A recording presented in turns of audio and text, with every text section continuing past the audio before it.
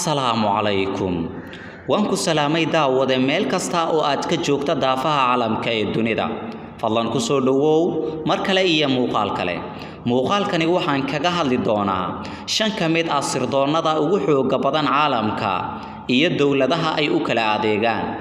adduunkan oo dhan waxaa ka jira loolan siyaasadeed oo aad u qallafsan iyo dhibaatooyin aad u tiro badan sidaas awgeed waxaa markasta qasab ah in dawladda iyo muwaadiniinteedaba la ilaaliyo sidoo kalena danaha dawladda la dhowro si arrintaas u hirgashana waxaa lagama maarmaan noqotay in dawlad kasta yeelato sirdoon u gaar ah misana danaheeda ka taliya in dawlad kasta ahaato mid ku taagan lagu adag isla markaana ahaato mid deganaanshiyaha amniga ku xoog badan kana hortagta wax kasta oo qalalaaso amni u keeni kara wadankeeda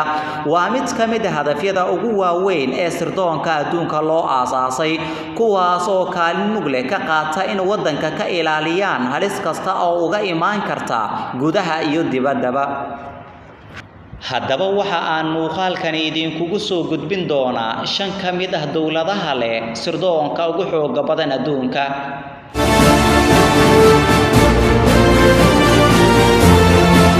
waxaana kaalinta shanaad inoo soo galaya wakaaladda sirdoonka Yahuudda ee loo yaqaan Mossad waxaana wakaaladan la aasaasay sanadkii 1949 waxa ayna muhiimadeeda tahay ilaalinta amniga gudaha ururinta macluumaadka iyo fulinta hawlgallada sirta ah sidoo kalena wakaaladan waxa ay u xil saaran tahay ilaalinta amniga jaaliyadaha Yahuudda meel kasta oo ay adduunka ka joogaan waxaana basaasiinta wakaaladan dhaqdhaqaaqyo weyn ka sameeyaan gudaha wadanka ay xoog ku haystaan ee Falastiin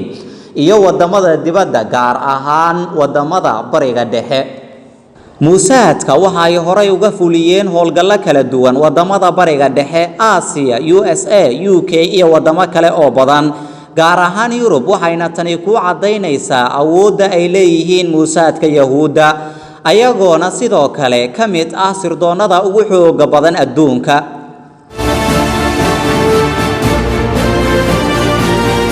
waxaana kaalinta afraad inoo soo gashay wakaaladda sirdoonka Ruushka oo loo yaqaano Federal Security of Service loona soo gaabiyo FSS taasoo ah midii bedeshay wakaaladda sirdoonka Soviyetkii la riday waxayna wakaaladan mas'uul ka tahay ururinta macluumaadka loo baahan yahay si wadanka looga ilaaliyo khatar kasta oo ku soo wajahan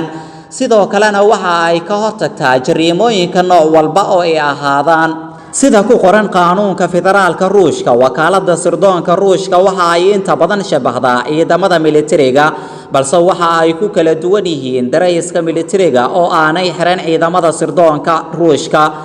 FSS waxa lagu tiriyaa in ay ka mid tahay sirdoonnada ugu khatarta badan caalamka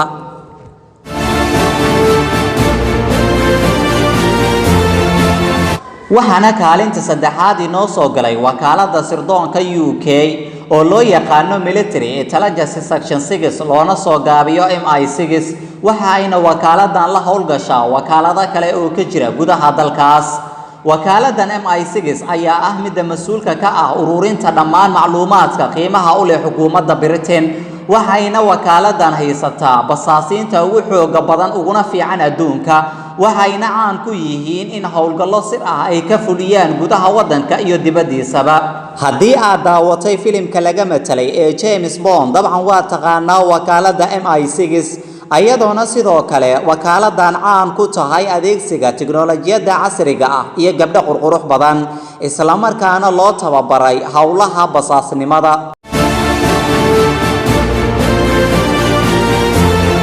waxaa kaalinta labaad inoo soo gashay wakaaladda dhexe ee sirdoonka Mareykanka oo loo yaqaano Central Intelligence Agency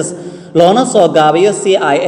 CIA-da waa mid ka mid ah wakaaladaha ugu caansan uguna xoogga badan sidoo kalena ugu weyn uguna qarashaadka badan adduunka waxaana wakaaladan ka howlgala kumanaan jaajuusiin ah waxa ayna howshoodu tahay ururinta macluumaadka ay u baahan yihiin kuwaas oo xiriir la leh amniga gudaha iyo kan dibaddaba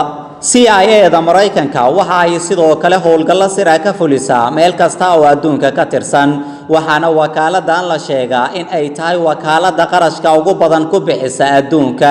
kaliya waxa ka qarash badan wakaaladda NSA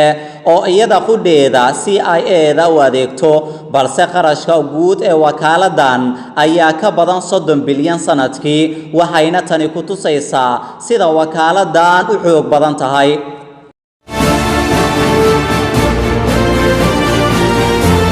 waxaa laga yaabaa inaad isweydiinayso waa tuma wakaalada ka weyn wakaalada sirdoonka adduunka ugu weyn ee CIA-da dabcan ma jirto wakaalad ka weyn balse waxaa jirto wakaalad ka fiican waana wakaalada sirdoonka dalka Pakistan ee loo yaqaano Inter-Service Intelligence loona soo gaabiyo ISI sirdoonka dalka Pakistan waxa uu ka mid yahay kuwa ugu waaweyn adduunka waana wakaalada ugu fiican markii ay sheekadu basaasnimo timaado waxaana wakaaladan la aasaasay sanadkii 1948 xilligii uu socday dagaalkii India iyo Pakistan waxaana wakaaladan mas'uul ay ka tahay amniga guud ee wadanka ha ahaato midka gudaha ama ka dibadda iyo halis kasta oo ku soo wajahan muwaadiniinteeda sidoo kale waxa ay wakaaladan dagaal ba'an la gashay argagixisada caalamka iyada oo kaga guuleysatay libin badan ka soo hoysay dagaaladii ay la gashay argagixisadaas wakaaladan waxa ay xiriir leedahay wakaaladaha ugu badan ee adduunka waxa ayna hadda ka hor dagaal la gashay wakaalada sirdoonka Ruushka ee KGB iyo wakaalada sirdoonka India ee RAW kuwaas oo wada jira ayayna dagaalka kaga awood roonaatay waxa ayna qalqal amni gelisay dalka India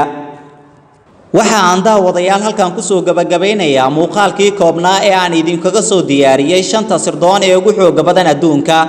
inta aynu muuqaalkan kan xiga aan ku kulmi doono sida ay nabadiino Ramadaanul Kariim. Wassalaamu calaykum wa rahmatullaahi ta'ala wa barakaatuh.